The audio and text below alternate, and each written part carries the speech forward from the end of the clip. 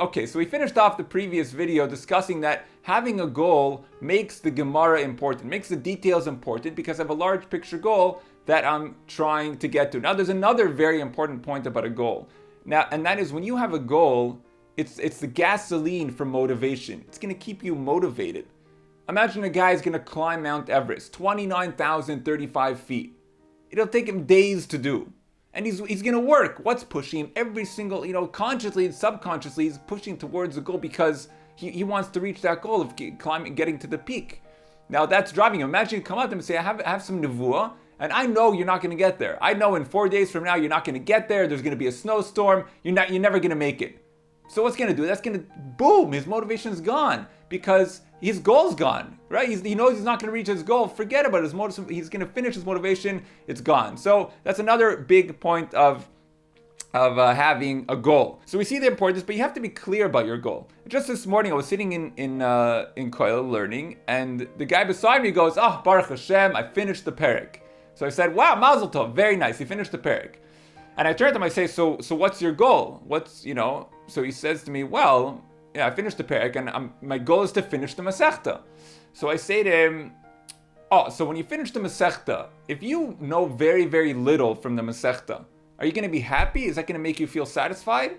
So he said, no, I won't feel satisfied. So I said, yeah, but you just told me your goal is to finish the Masechta.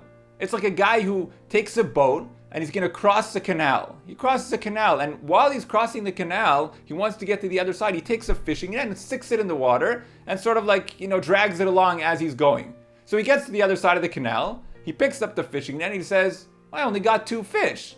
So some guy tells him, well, yeah, you only got 2 fish because that wasn't your goal. If your goal was to fish, you would do a whole different mechanism. You wouldn't just, go in the boat and stick the net in the water. The nimshal is the guy who wants to finish the Masechta and he gets upset that he has no fish coming out. So we have to be clear about what our goal is. Now, there is no right goal.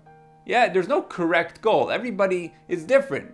Your goal doesn't have to be to know the Masechta or to finish the Masechta. I have a friend, actually, who his goal is to enjoy learning Gemara. He wants to love, every time he sits down to learn Gemara, he wants to enjoy learning Gemara. And you know what he does? He reaches his goal, and every day he comes out happy. You know how? Because he learns with all the yesodis we spoke about in the beginning. But he learns, and that's his goal, and that's fine. Okay, you don't want to remember. He says, I have a bad memory. Forget about it. But you can't. There's no one size fits all. Everybody's got to do the same thing. Okay, so that being said, so there are 4 prerequisites or conditions I'd like to suggest when you set out to make your goal.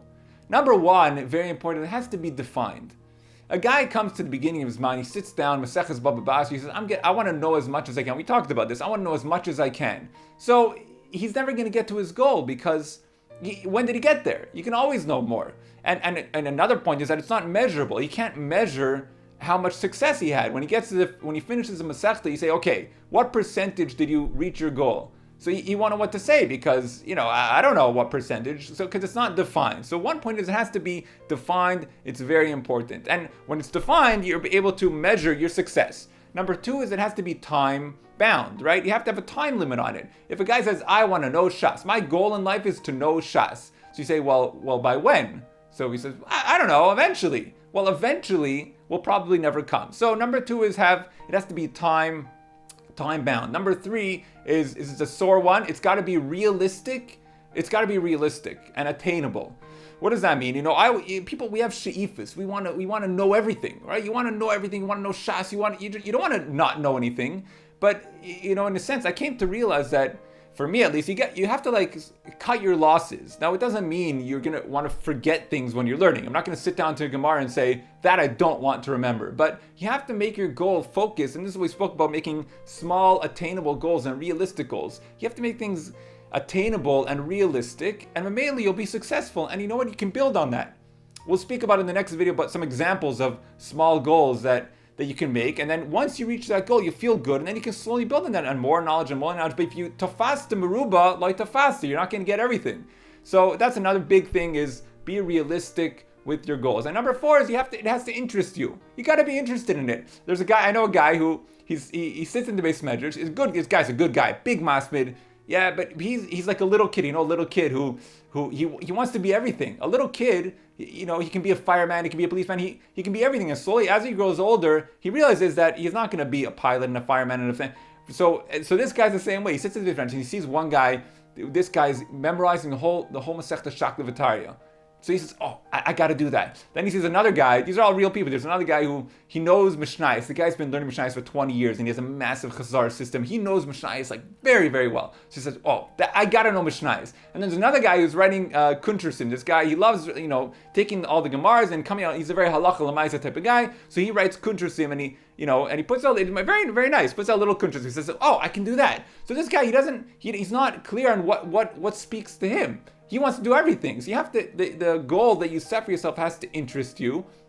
And Mela, you'll be able to reach it because it's interesting. If it doesn't interest you, you're not going to be motivated. So those are the four concepts, the four prerequisites of setting goals. And in the next video, I want to talk about some examples of maybe goals that you want to set for yourself while learning Gemara.